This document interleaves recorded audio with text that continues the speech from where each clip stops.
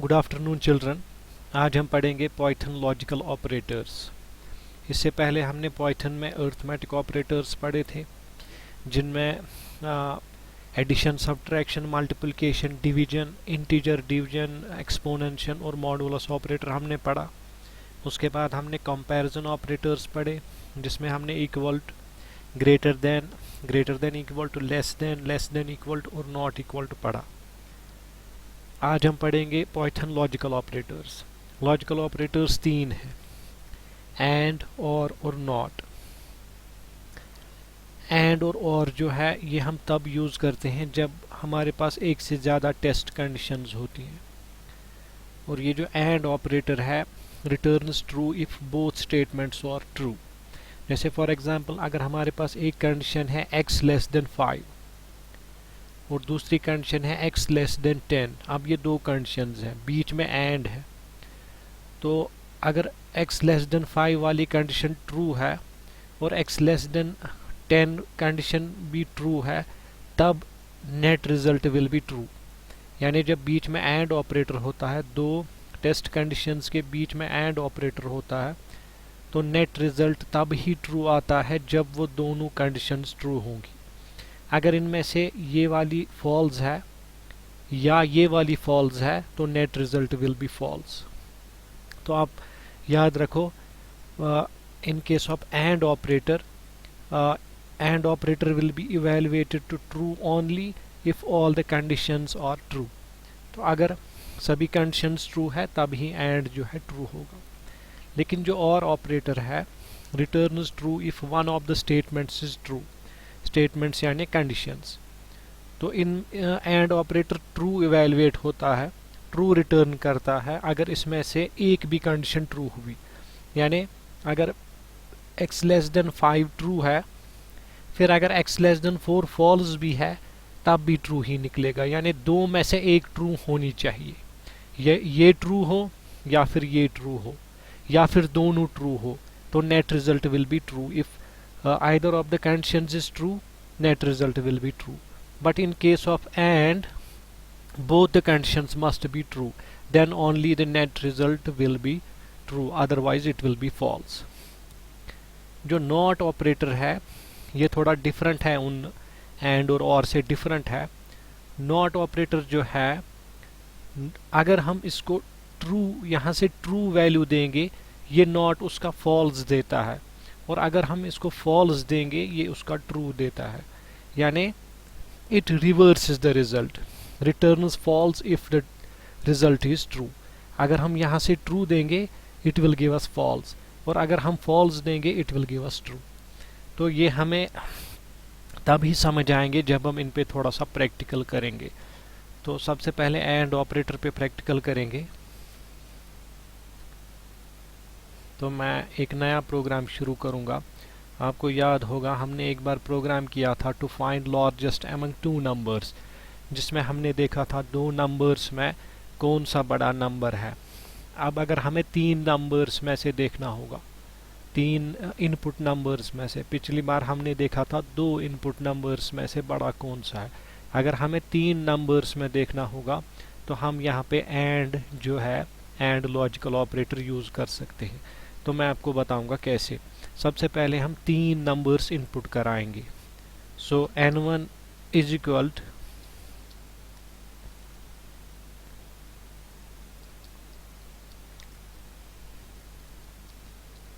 Enter first number.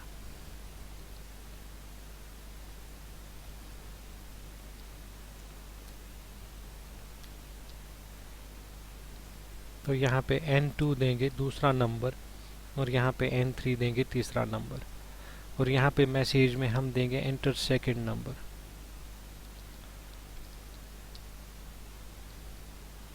और यहाँ पे हम देंगे थर्ड नंबर।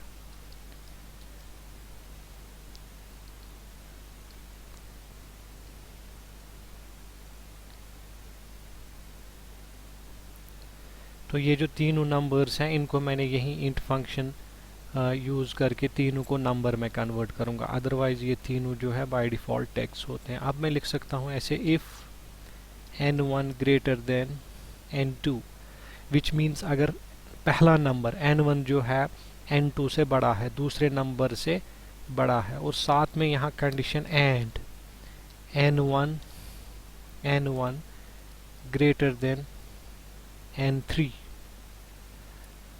तो यहाँ इफ में मैंने लिखा दो कंडीशंस है, एक ये दूसरी ये और बीच में एंड है। तो जैसा कि मैंने पहले ही कहा एंड के वक्त दोनों ट्रू होनी चाहिए, तब जो है नेट रिजल्ट ट्रू होगा। तो पहली कंडीशन है n1 अगर n2 से बड़ा है, यानी पहला नंबर अगर दूसरे नंबर से बड़ा है और पहला नंबर अगर तीसरे नंबर से भी बड़ा है, यानी पहला नंबर दूसरे और तीसरे से अगर बड़ा है, दैट मीन्स तीनों में से बड़ा जो है वो पहला ही है। इन दैट केस मैसेज आएगी n1 इज लार्जेस्ट, यानी पहला नंबर बड़ा है। यहाँ पे दूसरी कंडीशन लिखेंगे एल इफ, यानी अगर पहली कंडीशन ट्रू नहीं हुई। पहली कंडीशन कब ट्रू नहीं होगी? जब या तो ये फॉल्स होगा या तो ये फॉल्स होगा। अगर इन दोनों में से एक भी फॉल्स हुआ, ये या ये, पहली कंडीशन जो है इफ जो है वो फॉल्स हो जाएगा, क्योंकि इफ तब ही ये लाइन तब ही होगी जब ये दोनों कंडीशंस जो है ट्रू होंगी, क्योंकि एंड के वक्त नेट रिजल्ट तब ही ट्रू आएगा जब दोनों कंडीशंस ट्रू होंगी। अब अगर इनमें से एक भी फॉल्स हुई तो दूसरी कंडीशन, दूसरे एल इफ में हम चेक करेंगे n2 greater than n1 and n2 greater than n3, print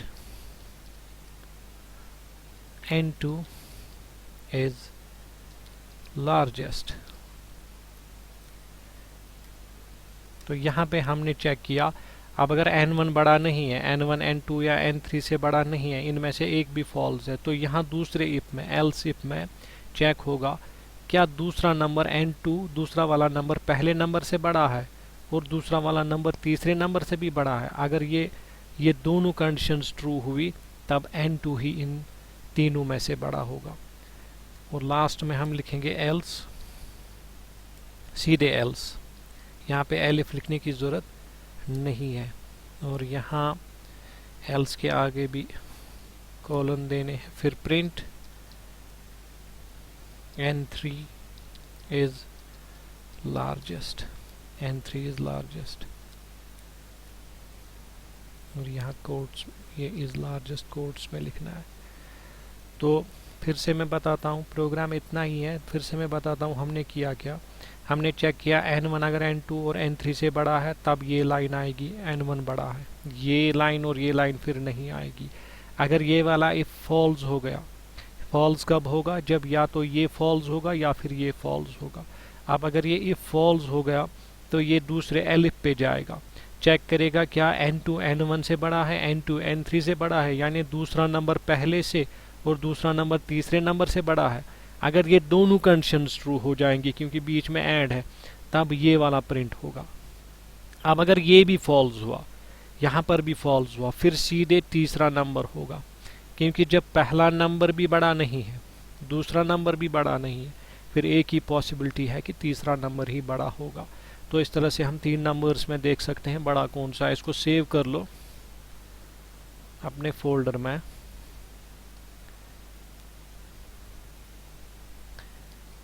हम लिखेंगे लार्जेस्ट 3, पिछली बार हमने लार्जेस्ट 2 लिखा था, हम लार्जेस्ट 3 लिखेंगे। इसको सेव करेंगे और रन करेंगे। एंटर फर्स्ट नंबर तो मैं यहाँ पे दूंगा 6, एंटर सेकंड नंबर मैं दूंगा 3, एंटर थर्ड नंबर मैं दूंगा 2, तो 6 बड़ा है, 6 इज लार्जेस्ट। अगर दोबारा इसको रन करेंगे और थोड़ा यहाँ डॉट देंगे, क्योंकि मैं हमेशा देता हूँ ताकि ये थोड़ा अच्छा दिखे, और मैंने अभी 632 दिया था। अब अगर मैं ऐसे करूँ, मैं दूँ 6322 7 3, अब बीच वाला बड़ा है तो 7 इज लार्जेस्ट। अब मैं लास्ट वाला बड़ा लूँगा, 6 5 8, तो 8 इज लार्जेस्ट। तो आप चाहे पहला नंबर या दूसरा नंबर कोई जिस भी सीक्वेंस में दोगे 3 नंबर, ये इसमें से दिखाएगा बड़ा कौन सा है। तो आई होप ये आपको समझ आया होगा। इस वीडियो में इतना ही।